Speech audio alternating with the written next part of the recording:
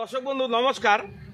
এই ক্ষেতটি বেশ কিছুদিন আগে আমি দেখিয়েছিলাম, বিচনগুলো বের করছেন। এই যে এখানে বিচনগুলো দেখাচ্ছি আপনাদের, অতি সহজে বিচন তৈরি করা যায়। হালকা একটা ছোট্ট লাঠি দিয়ে নাড়া দিলে বিচনগুলো পড়ে যায়, দেখতে একদম সেম মনে হয় কি মুগ ডাল।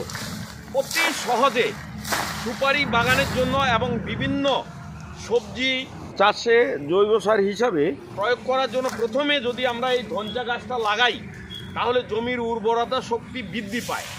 তো চাষি বন্ধু এখানে রয়েছেন, দু চারটি কথা ওনার থেকে শুনবো আমরা। নমস্কার। নমস্কার চাষি বন্ধু। নমস্কার। মোটামুটি কতদিন আগে এই ভিডিওটি করেছিলাম আমরা? 6 মাস আগে। 6 মাস আগে। তাহলে 6 মাস আগে তখন কিন্তু জ্বালা ছিল, তাই না? গাছগুলো জ্বালা ছিল, আর আপনি কি বলেছিলেন যে গাছগুলো কেটে কেটে দেবেন, কিন্তু তা সত্ত্বেও এই গাছটা কাটেননি, এখন পুরাট করে কাটছেন। তো পুরাট করে কাটার মানেটা একটু দু একটা কথা বলবেন। হ্যাঁ, আমি এটা জ্যৈষ্ঠ মাসে, বৈশাখ জ্যৈষ্ঠ মাসে সুপারিটা লাগিয়েছি, তার সঙ্গে এই ধনচা চাষ করছি। তো প্রথমে আমার মোটামুটি 6 ফিট 60 ফিট হওয়ার পরে ধনচা গাছ কেটে জমিতে দেওয়ার কথা ছিল, কিন্তু এখানটা ছায়ার খুব প্রয়োজন।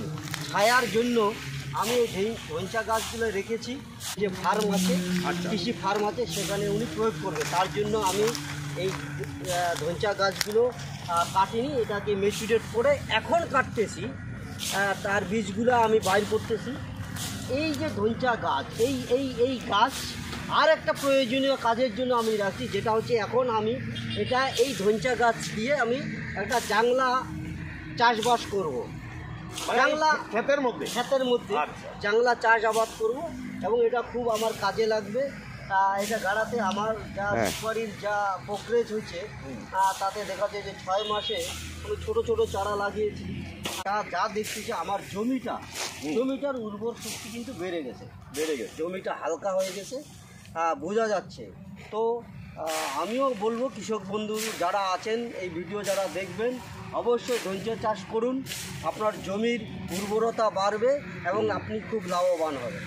তো দর্শক বন্ধু শুনতে পারলেন, চাষি বন্ধু এই গাছগুলো দিয়ে উনি এখানে বর্তমানে সুপারি গাছ ছোট আছে, এখানে জাংলা পাতিয়ে বিভিন্ন রকমের সবজি উনি ফসল আবাদ করবেন, এবং সামনের বার এই বিচন দিয়ে আবার হবে, বীজও বিক্রি হয় এবং জমির উর্বরতা শক্তিও বৃদ্ধি পায়।